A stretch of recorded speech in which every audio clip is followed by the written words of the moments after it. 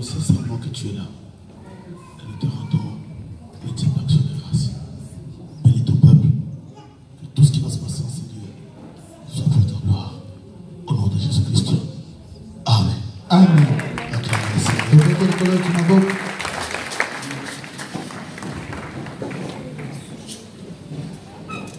Amen. Amen. Oh, dis-moi Amen. Ça va bien. Est-ce que quelqu'un sait pourquoi nous sommes ici? Non,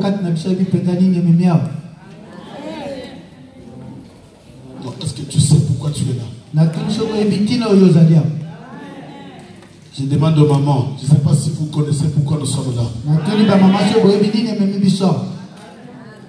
Vous savez, dans la vie chrétienne,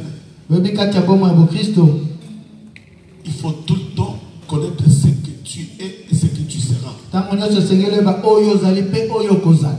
Si tu ne sais pas ce que tu es, tu vivras comme tout le monde.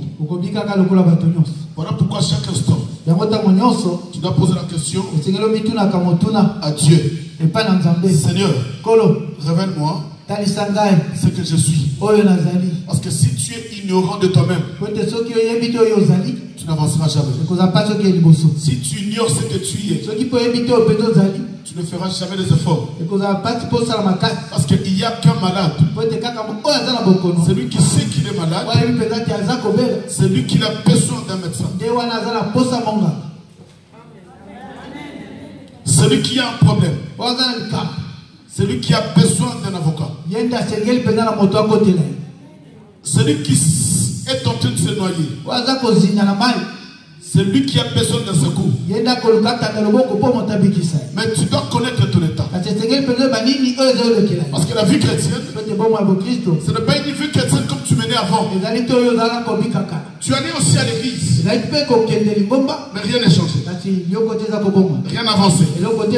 Et ta vie tournait tout le temps à rond. Pourquoi? Parce que tu ne connaissais pas ce que tu étais. Voilà le pourquoi. Un jour, même le Seigneur lui-même va demander à ses disciples de savoir qu'est-ce qu'il pensait de lui. Qu'est-ce qu'il pensait de cet homme de Jésus. Mais toi tu veux ta vie chrétienne, mais comme tout le monde.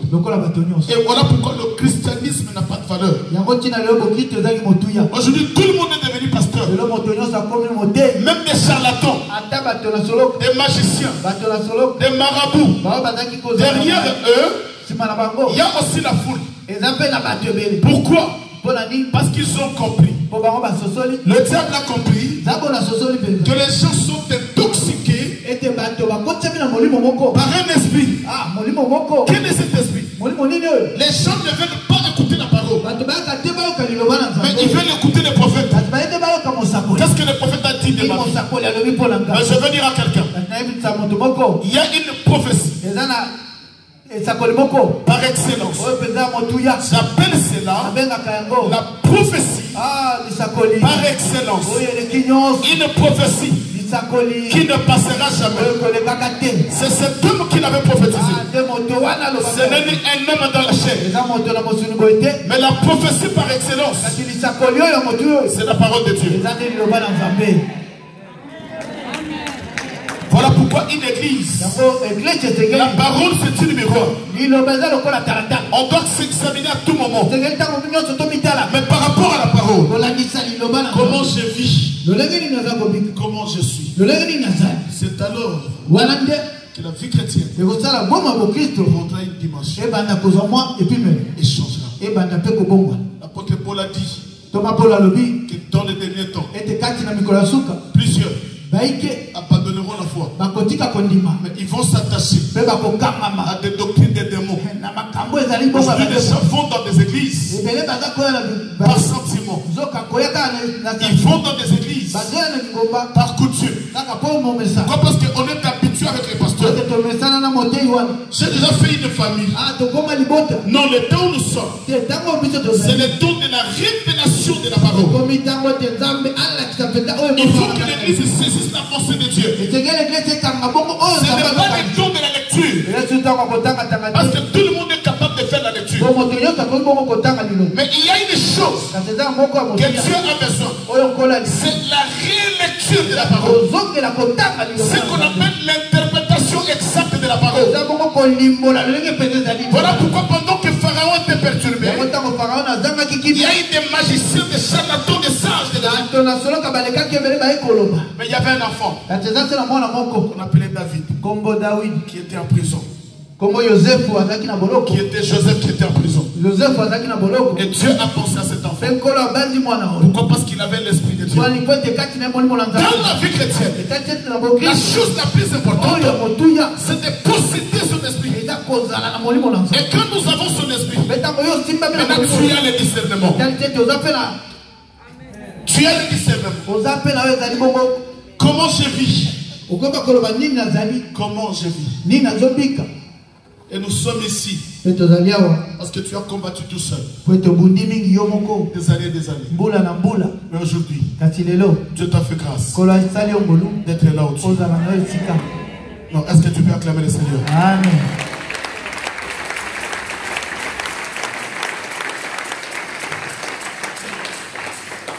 Vous savez, l'église aujourd'hui n'avance plus parce que les gens qui se disent ministres ne le sont pas. Non, je dis ils ne le sont pas. Il y a des gens qui se sont autoproclamés.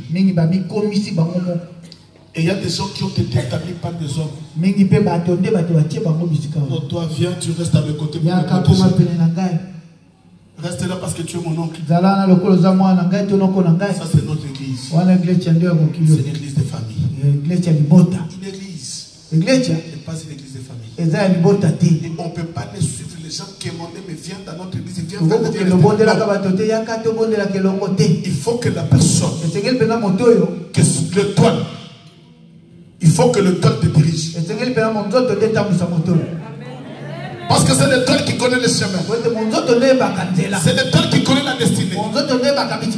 C'est l'étoile qui connaît là où il y a l'autel homme. Là où il y a l'autel d'adoration. C'est l'étoile qui va te conduire. Mais comme tu n'as pas cette étoile, tu seras ici. Demain tu es là-bas. Parce que tu ne sais pas qu'est-ce que tu es en train de chercher. Mais je veux dire à quelqu'un, le Seigneur est merveilleux. Et voilà, si tu es là, c'est l'amour de Dieu. Non, mais je te dis, c'est l'amour de Dieu. Dieu nous a donné l'ordre de détruire. Nous avons vu depuis le début qu'on ne peut jamais détruire sans l'ordre de Dieu. Quand tu lis la Bible, tous les héros de la Bible qui ont reçu leur ministère, c'était les gens qui écoutaient Dieu, qui étaient à l'écoute du Seigneur, qui n'étaient pas plongés dans la distraction, mais qui voulaient à chaque instant, quand tu pouvais faire quelque chose, même si je suis en Europe et que les choses ne marchent pas, mais je ne ferai jamais des choses par rapport aux autres. Parce que les autres qui ont fait, moi aussi je vais le faire. Non, mais je fais parce que Dieu a dit. Si Dieu m'a rien dit, je ne ferai rien. Même si je veux rester stérile, pendant que Dieu n'a rien dit, je ne ferai rien. Même si je veux rester célibataire, pendant que Dieu n'a rien dit, je ne ferai rien. C'est qu'un véritable fils de Dieu, c'est celui qui écoute le Seigneur. C'est celui qui écoute Dieu. Et tous les héros de la Bible, ceux qui ont reçu dans l'appel, parce qu'il y a aussi des gens que Dieu a appelés, mais qui ont échoué. Vous savez une chose, Saoul comme roi d'Israël, c'est Dieu qui l'avait établi. Ce n'était pas les hommes, mais c'est Dieu qui l'a établi. Mais écoutez une chose, comme il n'a pas écouté Dieu, il n'a pas voulu écouter Dieu, Dieu l'avait rejeté. Rejeté tout en tant que le ministre de la parole. Il y a beaucoup de hommes de Dieu aujourd'hui, des soi-disant prophètes et apôtres. Ils avaient aussi bien commencé, mais comme ils n'ont pas voulu écouter Dieu, là ils ont écouté leurs sentiments. Ils ont dévié la mission que Dieu les a donnée. Dieu les a rejetés. Même s'il est en train de crier, mais il n'est pas avec le Seigneur. Mais un enfant de Dieu doit avoir l'œil et le discernement. Dis-moi Amen. Amen. Je vais te ramener quelque part. Je ne veux pas que nous soyons comme toutes les églises de Paris. Même si j'insiste, même si nous sommes tous dans la même communauté, mais je veux que nous ne soyons pas comme tout le monde. Attention, on va mettre le mot à Dieu.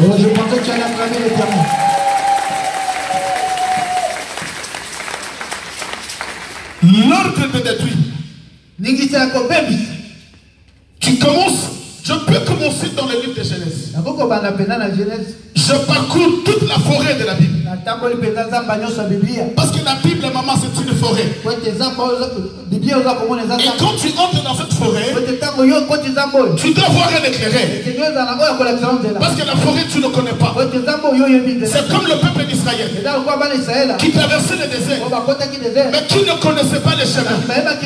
Mais il devait avoir un éclairage. La Bible dit ceci. La journée, il marchait avec la colonne de nuée qui quittait le peuple. Mais la nuit, la même colonne s'est transformée en colonne de feu. C'était Dieu lui-même. C'est pour autant dire que dans ta vie, Dieu peut se manifester sous plusieurs formes. Mais néanmoins, un enfant de Dieu comprendra que ça, c'est Dieu. Même s'il a changé de forme, ça, c'est Dieu. Même s'il change de forme, tu comprends que ça, c'est la manifestation de Dieu. Pendant que tu as des discernements, même si le diable, il peut changer de forme, mais comme tu as l'esprit de Dieu, tu comprendras que ça, c'est le démon.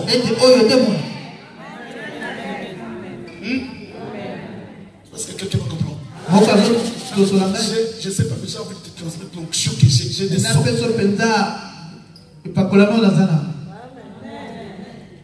Dis-moi Amen. Amen. Non, un grand Amen. Amen. L'ordre de détruire. De Genèse à l'Apocalypse. Tous ceux qui ont reçu dans leur vie, ce sont des gens ou des personnes qui ont reçu l'ordre de la part de Dieu. Vous savez un jour, Dieu a fait sortir Israël dans le désert, dans l'Égypte, en Égypte. Et il va le ramener dans la terre promise. Voilà pourquoi j'ai dit à l'église, tu peux avoir la promesse de Dieu. Israël avait la promesse. Je sais que tu as la promesse. Je sais que Dieu t'a dit. Je sais que Dieu t'a promis. Tu peux avoir la promesse. Israël avait la promesse. Mais ils étaient en Égypte. Quelqu'un qui a la promesse, mais qui vit dans la captivité, c'est que la promesse de Dieu ne peut pas se réaliser pendant que tu es en Égypte. La promesse de Dieu ne peut pas s'accomplir pendant que tu es dans la captivité. C'est que la première des choses que tu dois combattre dans ta vie, c'est de sortir d'abord de cette prison. Mais si tu es en prison, tu auras des promesses dans tes lèvres. Nous avons un Dieu qui nous a promis. Oui, Dieu t'a promis. Mais pourquoi cela ne se réalise pas? Parce que tu es en prison. La première des choses, tu dois combattre pour que ta vie sorte de cette prison satanique. Là où ta vie est emprisonnée. Quand tu sors de la prison, c'est alors que tu peux commencer la marche pour aller vers tes promesses.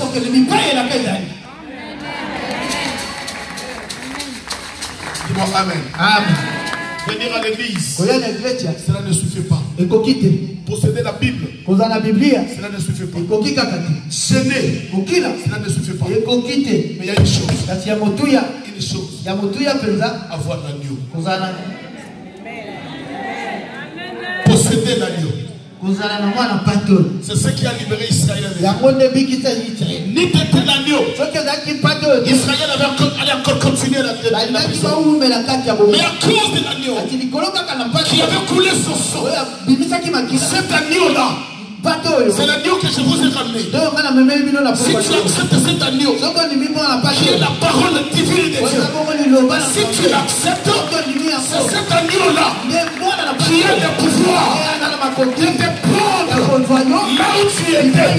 Cet agneau-là est capable de te ravir là où tu étais emprisonné et de te faire sortir. Là où il y a l'agneau, la gueule de Pharaon se ferme.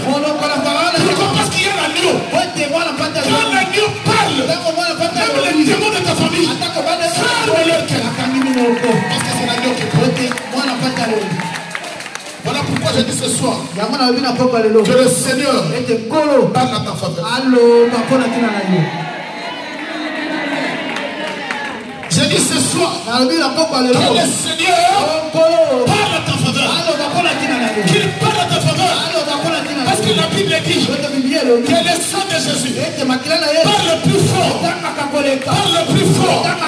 Là où l'oncle a parlé, ce soir, que le sang de Jésus parle autrement. Là où le sang de la famille avait dit que tu ne te marieras pas, que le sang de Jésus parle autrement. Là où le sang de la famille avait dit que tu n'avanceras pas, mais le sang de Jésus parle à ta famille. Parle parce que le sang de Jésus parle. Le sang parle. Mais néanmoins, il y a une condition. La Bible dit, si vous marchez en communion, si vous marchez en communion avec le Seigneur, le sang de Jésus vous purifie automatiquement. C'est que dans le sang de Jésus, il y a un automatisme. L'automatisme. Mais toi l'essentiel, de marcher que dans la crainte de Dieu. La crainte de Dieu. Et c'est alors que tu as la capacité de détruire. Mais si tu ne détruis pas, il y a des conséquences. Voilà pourquoi nous avons fait ce service. Parce que nous devons détruire. Mais si tu ne détruis pas, il y a des conséquences. Nous allons lire la parole de Dieu. 1 Samuel, rapidement.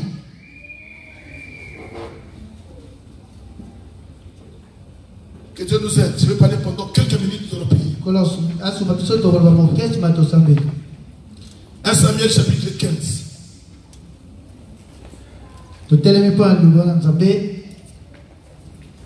Un Samuel 15, le verset 7 au verset 9. Je lis au nom de Jésus-Christ.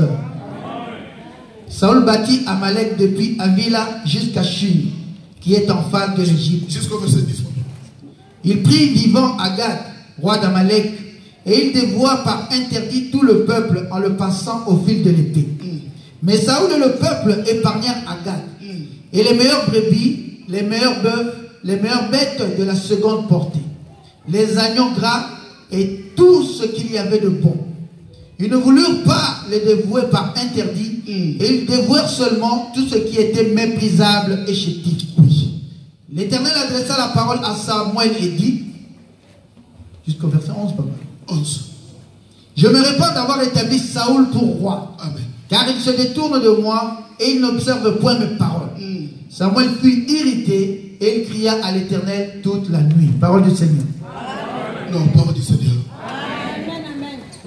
Écoutez, je vais parler pendant un moment. Suis-moi bien. Voilà pourquoi, quand nous allons prier, si je te demande de prier, prie. Parce que Dieu nous l'a recommandé.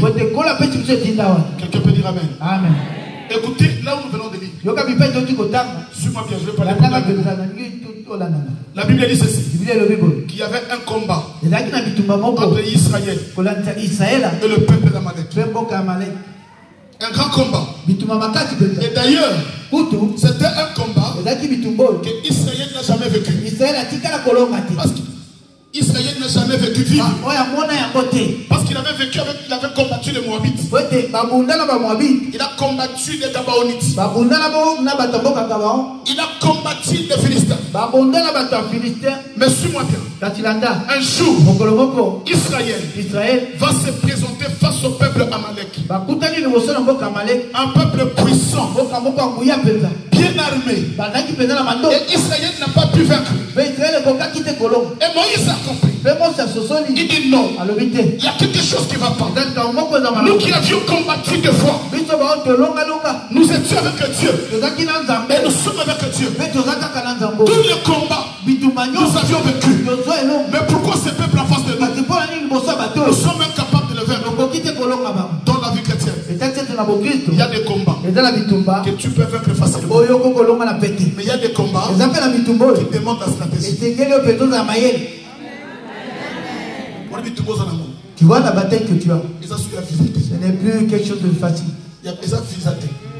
Ce n'est plus concernant le visa. Le visa, tu l'as déjà obtenu et tu es là. Mais c'est une grande bataille qui se lève devant toi. Et ça demande de la stratégie. Voilà pourquoi Dieu dira à Moïse, Moïse, ces combats, c'est pas comme les autres. C'est pas comme les autres. Voilà pourquoi je vais dire à une personne, le combat que tu as, c'est pas comme les autres. Les autres est là, tu avais vécu facilement. Mais ce combat, c'est un combat dur qui demande la stratégie. J'ai dit, le combat demande la stratégie. Mais écoutez maintenant, Dieu va donner la stratégie à Moïse. Il dira Moïse, prends ton armée. Josué, prends ton armée. Va sur le front.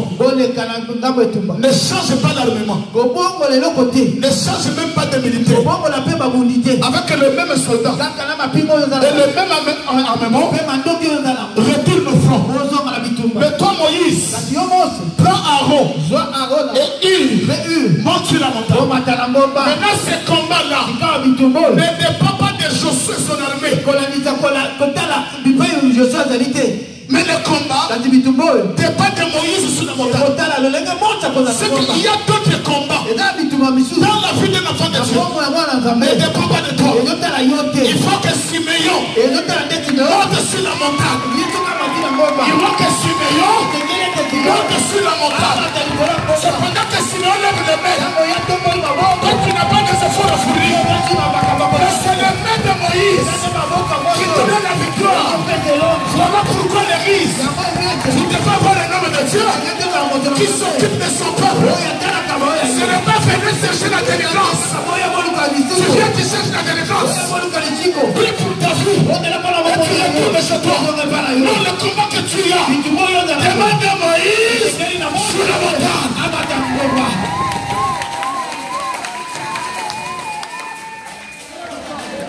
Il dira Moïse, c'est pas pareil. Mais ce combat, c'est un combat dur. Pendant que Josué et son armée étaient sur le front, Josué était sûr. Il dit écoutez, nous ne combattons pas tout seul. Vous savez quoi? Il y a un Moïse quelque part. Maman, dans ta vie, tu dois avoir un Moïse. C'est comme on dit pasteur. Si tu vois un pasteur, il n'aime pas recevoir. Il est toujours en il faut le canapé. tu fasses par les gens pour le voir. Ah, ça c'est.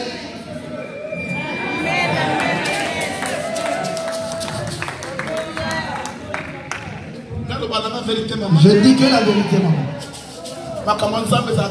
Les choses de Dieu, ce n'est pas de la camaraderie. Ce n'est pas une histoire de famille. Tu peux être mon propre frère.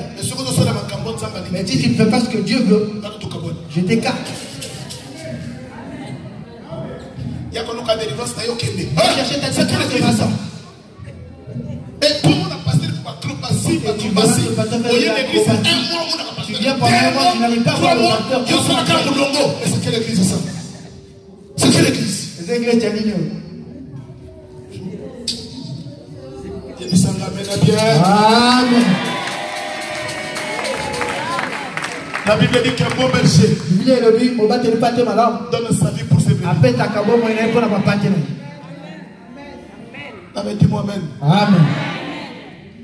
Écoutez, pendant ce combat, dans ce combat avec le peuple amalek,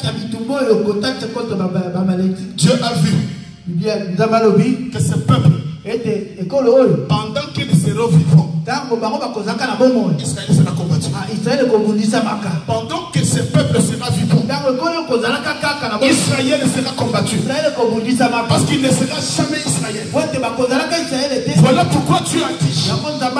Maintenant c'est Dieu qui donne l'ordre à Saoul. Il dit à Saoul, Saoul, détruis ce peuple jusqu'aux enfants, même les animaux, le bœuf, tout.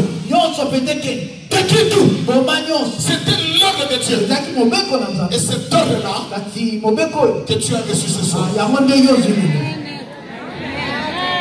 Mais écoutez, qu'est-ce que Saoul a fait? Les yeux de Saoul a commencé à tourner. La Bible dit, il commence à détruire. Parmi le peuple, mais il commence à détruire les pauvres, les gens qui étaient sans valeur, même des brebis chétives, des bœufs chétifs, les animaux chétifs. Il a tout détruit. Comme le roi Agag, le roi d'Amalek, Agag. Quand le roi Agag était costaud, il était riche. Maintenant Saoul va voir l'homme et cet homme avec sa richesse, on la laisse. Cette personne, on la laisse. Et sa femme, et ses enfants, et toute sa richesse. Comme ça nous allons profiter. Voilà pourquoi l'église est bungie. C'est pour ça que l'église est perdue aujourd'hui. Celui qui a de l'argent, on lui donne de la valeur à l'église. Parce qu'il donne beaucoup d'argent au pasteur. Parce qu'il donne des offrandes. Il devient quelqu'un de valeur. Celui qu'on doit protéger. Non, ça c'est le pas de l'église.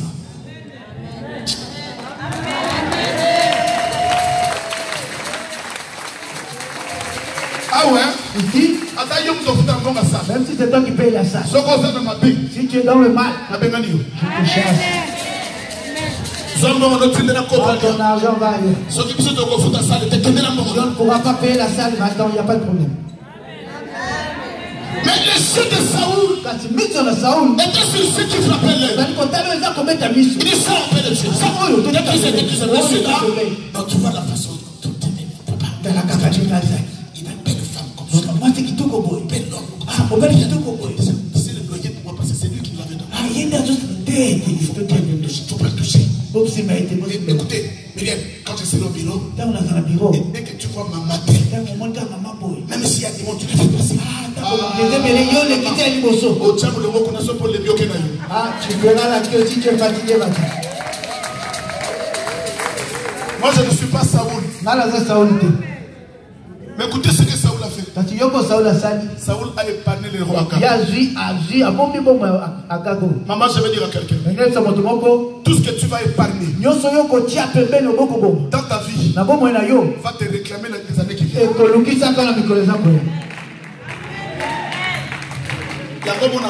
C'est pour ça que tu vois des gens, même il y a une histoire déjà passée longtemps.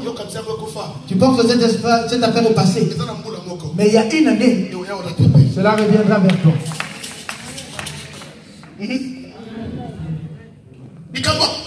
Cette affaire qui est déjà passée, mais le démon l'a soulevé et cela te rattrape.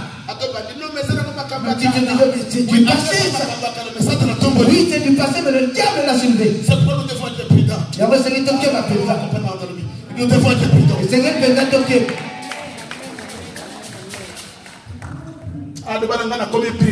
Oui, je suis devenu très prudent. Hein? Dans la vie chrétienne, il faut être prudent. Voilà pourquoi le proverbe dit, si la prudence fait défaut, le peuple tombe. Vous savez, même dans ta vie, les choses qui est arrivé dans ta vie, si tu réfléchis bien, parce que tu n'étais pas prudent, les gens t'avaient parlé, les gens t'avaient dit, tu n'avais pas voulu écouter, tu n'étais pas prudent. Voilà maintenant là où tu es. Tu avais traité des gens de jaloux. Ils n'aiment pas. Parce que j'ai trouvé un bel homme, j'ai trouvé une belle femme. Les gens ont vu ce que tu n'avais pas vu. Si la prudence fait défaut, le peuple top.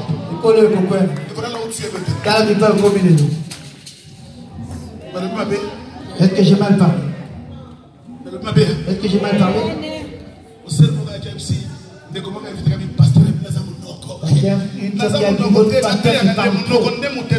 Je ne parle pas trop. Je ne peux pas la permettre. Je ne peux pas la permettre. Et c'est ça qui te bénit aussi. Tu veux que je devienne comme un abbé, que je ne dise plus rien? Marchons doucement. Ah, mais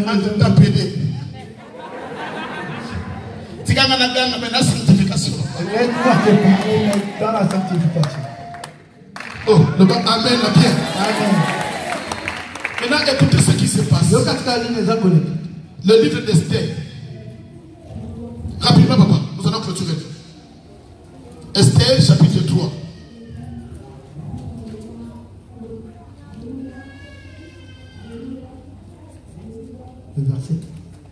Le verset 1er, seulement. Et après, le verset 8, le verset 10. Rapidement, nous allons clôturer. Après ces choses, le roi Assyrus fut monté au pouvoir Aman, fils d'Amedata, l'Agagite. Il éleva en dignité et plaça son siège au-dessus de ceux de tous les chefs qui étaient auprès de lui. On y va au verset 8 et 10. Allez-y. Alors Aman dit au roi Assyrus, il y a dans toutes les provinces de ton royaume un peuple dispersé et à part, parmi les peuples, ayant des lois différentes de celles de tous les peuples et n'observant point les lois du roi. Il n'est pas dans l'intérêt du roi de les laisser en repos. Si le roi le trouve bon, qu'on écrive l'ordre de les faire périr. Et je pèserai 10 000 talents d'argent entre les mains des fonctionnaires pour qu'on les porte dans le trésor du roi. Amen. Amen. Suis-moi bien. Parce que l'heure est là. Je devais commencer la prière à 20h pile. Pour bien prier. Parce que nous allons prier. Aujourd'hui, ne te fatigue pas. Parce que je vais entrer patrouiller partout. Pour te transmettre cette chaleur. Je sais que tu es venu ici pour prier. Mais écoutez maintenant. Yokasika. Le roi Agag. Mokonzi Agag. Que Saoul avait épargné. Saoul a ce roi avec sa femme et les enfants. Ils ont mis au monde des enfants, et sa génération. Mais écoutez ce qui se passe. Un jour, Israël va se retrouver en déportation. Et ils étaient devant le roi Assyrus. Vous connaissez l'histoire. Vous connaissez l'histoire de Mardochée d'Esther. Vous le connaissez. Amen. N'est-ce pas? Mais écoutez, il y a quelqu'un qu'on appelait Aman. Cet homme d'Aman, le roi Assyrus l'avait élevé. C'est lui que le roi écoutait. C'est lui qui parlait au roi. Mais chose grave, cet Aman c'est qui? C'est la descendance d'Agag que Saoul avait épargné. Voilà pourquoi la Bible parle de Aman l'Agagite. Et quand il a vu Israël, il a compris que c'est ce peuple que leur Dieu avait dit à Saoul de nous exterminer. Et gloire à Dieu, ce roi-là n'avait pas totalement obéi à Dieu. Il avait épargné mon roi, notre ancêtre. Et aujourd'hui, c'est le même peuple qui se sont retrouvés en esclavagisme. Je vais les détruire. Il y a des choses si tu ne détruis pas aujourd'hui, 50 ans après, 10 ans après, c'est cette chose-là qui va te détruire. C'est quelqu'un qui comprend. Amen. Maintenant écoutez ce que Aman dira au roi. Il y a un peuple dans toutes les villes. Ils ont un Dieu. Ils ne veulent pas écouter tes oh roi, est-ce que tu peux permettre que j'écrive la lettre? Et qu'on envoie cela dans toutes les villes. Aux États-Unis, au Canada, en France, en Italie, en Belgique, partout. Que nous écrivions des lettres. Là où il y a ces peuples-là, qu'on les détruise tous. Même si tu t'es enfoui en Europe, tu t'es dit je suis en Europe, tu penses que tu t'es éloigné d'eux. Il y a des lettres spirituelles qu'ils ont écrites. Et les démons de la France ont reçu cela. Que tu ne veuilles pas, tu seras détruit par rapport aux ordonnances qui ont été établies au pays. Voilà pourquoi ta vie ne marche pas. Parce qu'il y a des ordonnances de là-bas. On les a transmises dans toutes les villes là où ta famille est. Et voilà pourquoi tu dois être combattu. Et tous les juifs étaient combattus dans toutes les villes qui étaient. À cause de qui? À cause d'Aman. Voilà pourquoi aujourd'hui nous allons détruire toute Aman de ta vie. Vous savez qu'est-ce qu'Aman a fait? Il a dressé un bois pour pendre Mardoché. Il y a beaucoup de gens. Déjà crucifié. On l'a déjà crucifié. Il est déjà mort. Mais lui se voit vivant. Non. Une vie crucifiée. Une vie crucifiée. As-tu vu quelqu'un qui est crucifié se marier? Qui viendra te marier étant crucifié? Que je me marie avec toi afin que moi aussi on me crucifie?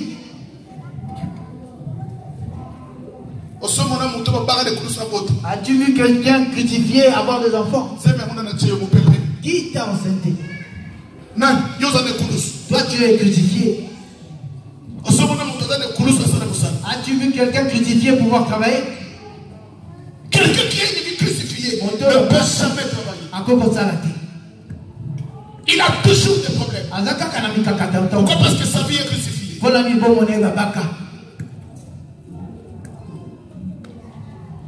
Mais j'aime ce Dieu-là. Le jour où le décret est tombé. Dieu est Dieu bien-aimé. Voilà pourquoi j'aime ce Dieu-là. La même nuit où le décret devait tomber, de pendre Mardoché, de tout Israël. La Bible dit ceci. La même nuit, le roi n'a pas eu sommeil. Le roi n'a pas eu sommeil. Et dans cette manque de sommeil, il va appeler ses serviteurs. Il va lui ramener un livre pour se distraire et lire. Mais pendant la lecture, il va tomber sur une page où Mardoché l'avait sauvé. Il va tomber sur une page où il y avait l'histoire de Mardoché. Bien-aimé, je vais dire à l'église que le bienfait n'a jamais été oublié. Le bienfait n'a jamais été oublié. Ce que tu as fait à Dieu, je ne l'oublierai jamais. Même si les démons se lèvent, tu vas ouvrir son livre. Il verra non. Il ne peut pas toucher Mardo. Il ne peut pas toucher Caroline. Il ne peut pas toucher Claude. Il ne peut pas toucher Jean-Pierre. Parce que Jean-Pierre a une souvenir. C'est la loupe de souvenir. Lorsque ce soir, si le monde de Dieu se lève, que Dieu ouvre son livre et qu'il pense à toi. Qu'il pense à toi. Qu'il pense à toi. Je dis qu'il pense à toi. Qu'il pense à toi. Voilà pourquoi. Si tu veux servir le Seigneur, n'écoute pas les gens. N'écoute personne. Tu es un cas particulier. Je vais te dire que tu es unique. Vous pouvez être des Simons, des Simons. Mais toi tu es unique. Vous pouvez être des 10 dans la famille. Mais toi tu es unique. Pendant que Mardoché dormait, la nuit, Aman avait déjà dressé une croix. Là on devait lui pendre. Maman, pendant que tu dors, Le monde est ténèbres. Les sorciers ont déjà préparé une cercueil. Il y a un frère qui m'a dit aujourd'hui même. J'ai eu un rêve, papa. On m'a mené quelque part. Et j'ai vu un cercueil. Et on m'a dit d'entrer pour voir si ça ira avec moi. Et je disais pourquoi? Et il me menaçait en disant entre, nous voulons prendre ta taille. On m'a forcé, je suis entré. Et quand je suis entré, on m'a dit pas ici. Au deuxième cercueil, on m'a essayé, j'ai dit non. Et au troisième, c'était vraiment ma taille. Et on m'a dit après ça, va. Mais tu restes dans le cercueil. Et tu reviendras dans le cercueil. Et elle s'est réveillée en rêve. Pendant que toi tu dors, on t'a déjà arrangé un cimetière quelque part. On t'a déjà préparé un cercueil quelque part. Que tu le veuilles ou pas, le monde des ténèbres a déjà un calendrier bien établi. Que tu dises, bon, je peux rien sur moi. Mais toi tu penses que c'est comme ça? C'est parce que le temps n'est pas encore. S'il disait qu'en décembre 2018, toi tu seras et tu verras en 2018 arrivé seulement en décembre, toi tu avais une bonne santé, tu commences à avoir mal au dos. Le lendemain c'est le ventre, après c'est l'estomac, et tu verras il n'y a rien. Or il y a un cercueil qui est déjà préparé. Aujourd'hui comme la croix qu'on a préparée pour m'approcher. Avant lui, je l'ai monté. Je dis aujourd'hui, toute croix préparée contre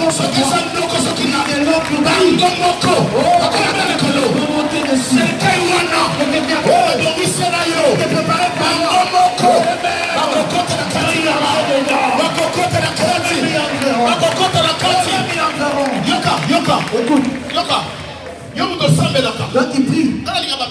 Moi je n'ai pas de prière là. Que tu me sorciers sont encore là. Que je puisse être béni et qu'il me voit. Si tu es béni et qu'il le voit, il viendra encore te combattre. Ce n'est pas moi, c'est Dieu. Ah, j'aime cette écriture. Papa Tanga. L'écriture.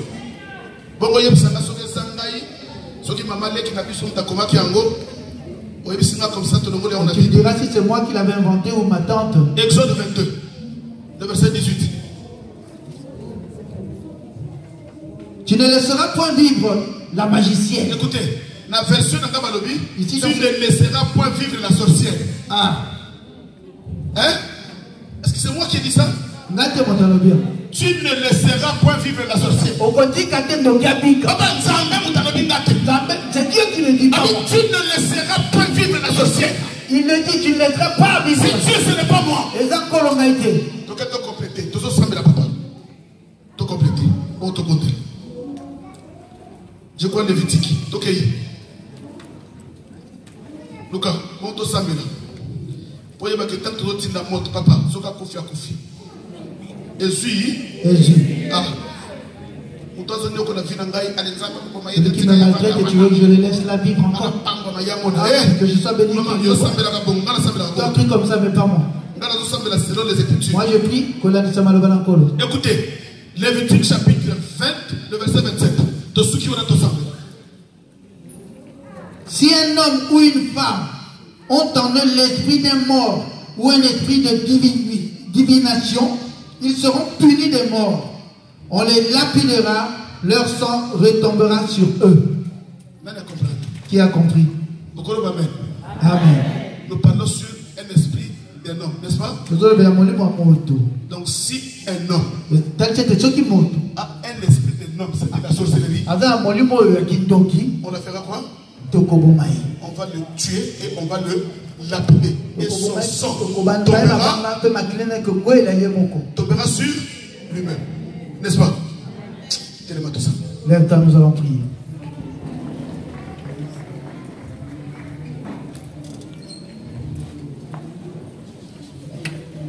Nos yeux fermés. Toute personne qui a un esprit de divination,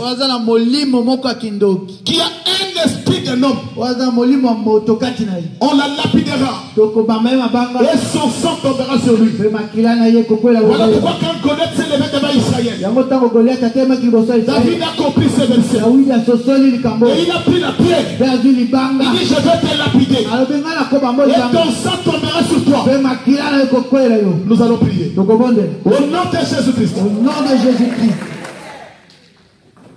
Quand tu déclares, déclare avec foi. Au nom de Jésus-Christ. Au nom de Jésus-Christ. Je déclare. Ce soir, je suis devenu David. Je suis devenu David. Je prends la pierre. J'accomplis la parole. Tu ne laisseras pas vivre la sorcière. Au nom de Jésus-Christ. Au nom de Jésus-Christ. Je prends la pierre. Je jette. Au nom de Jésus-Christ. Que la sorcière de ma famille. Non, mais maintenant, au nom de Jésus-Christ. Allez, commence à prier, jette la pierre. Au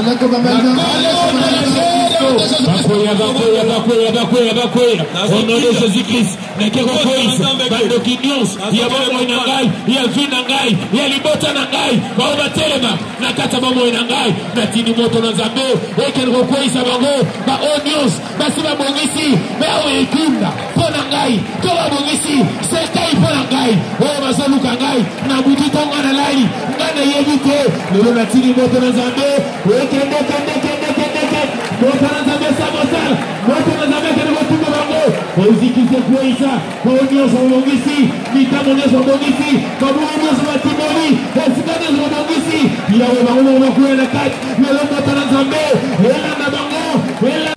toute personne qui a un esprit de divination, qui a un esprit de homme, on la lapidera et son sang tombera sur lui. Voilà pourquoi quand Goliath s'est levé devant Israël, David a compris ce verset et il a pris la pierre. Il dit je vais te lapider et ton sang tombera sur toi. Nous allons prier au nom de Jésus-Christ. Au nom de Jésus-Christ. Quand tu déclares, déclare avec foi. Au nom de Jésus-Christ. Au nom de Jésus-Christ. Je déclare. Ce soir, je suis devenu David. Je prends la pierre. J'accomplis la parole. Tu ne laisseras pas vivre la sorcière. Au nom de Jésus-Christ. Je prends la pierre. Je jette. Au nom de Jésus-Christ. Que la sorcière de ma famille. Non, mais maintenant, au nom de Jésus-Christ. Allez, commence à prier, jette la pierre.